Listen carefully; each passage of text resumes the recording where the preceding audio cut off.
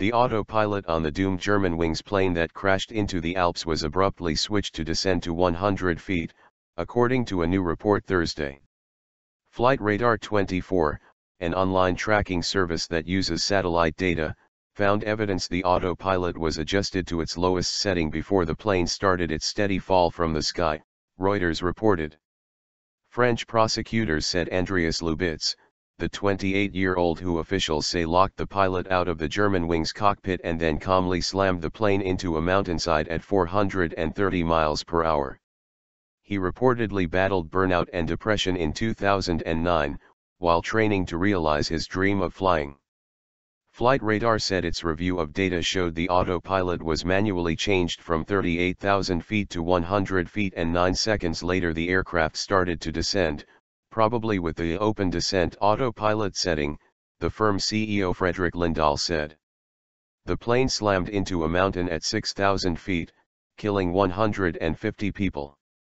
Lindahl said FlightRadar 24 shared its findings with French crash investigators. With no apparent ties to terrorism, authorities were focusing Thursday on the mental state of the German co-pilot believed to have intentionally crashed a plane into the French Alps Tuesday, killing all 150 aboard. It was not known if Lubitz's mental issues continued to plague him years later, but new clues could emerge from searches that took place Thursday at a Düsseldorf apartment Lubitz maintained as well as at his parents' home in Montabaur, a small town in western Germany. French prosecutor Brice Robin insisted Thursday that Lubitz had no known ties to terrorism that could explain the act. A terrorist? He said in response to a question. Absolutely not. 3 Americans were among those killed, including Yvonne and Emily Zelka, a mother and daughter from Virginia, and Robert Oliver, whose name, but no further details, was released Thursday by the State Department. Clues from the Airbus 320's cockpit voice recorder painted a partial picture of a calm and calculated effort by Lubitz. As the plane left Barcelona, Lubitz and Capt. Patrick Sonderheimer chatted amiably. But as the plane neared cruising altitude of 38,000 feet, Lubitz's replies became more clipped. And when Sonderheimer rose to leave the cockpit, likely to use the restroom, Lubitz appeared to put his deadly plan into action. "I'm leaving you in charge," Sonderheimer said. Robin said in a Paris that the evidence from the cockpit voice recorder, one of 2 black boxes and the only one recovered so far, indicates Lubitz refused to open the cabin door when Sonderheimer returned, beginning the 8-minute descent manually and intentionally.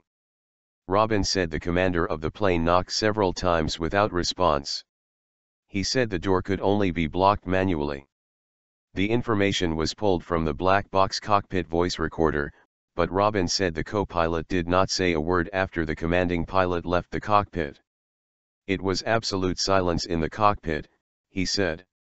Screams can be heard from passengers in the final seconds of their lives, officials said.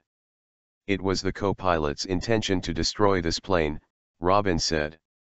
The recorder captured his normal breathing patterns, suggesting Lubitz was not incapacitated. "It wasn't the breath of somebody who was struggling," the prosecutor said. "He didn't say a single word. Total silence." Asked when passengers realized their fate, Robin said, "We only hear screams at the very end. Death was instant." During the final minutes of the flight's descent, pounding could be heard on the cockpit door as plane alarms sounded, but the co-pilot's breathing was normal throughout the whole time, Robin said. "It's obvious this co-pilot took advantage of the commander's absence. Could he have known he would leave? It is too early to say," he said. Lufthansa CEO Carsten Spohr said the airline was already appalled by what happened in its low-cost subsidiary. "I could not have imagined that becoming even worse," Spohr said in Cologne. "We choose our cockpit staff very, very carefully."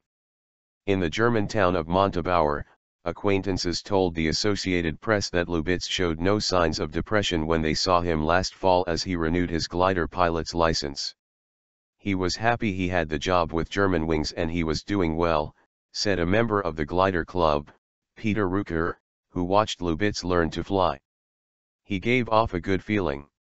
Lubitz, 28, joined Germanwings in September 2013, directly after training which included a stint at a facility near Phoenix, ICE, and had flown 630 hours.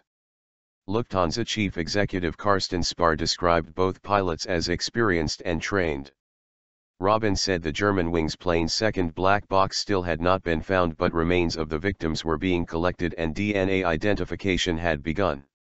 The plane was about halfway through its flight when it descended from a cruising altitude of 38,000 feet to around 6,000 feet in approximately 8 minutes.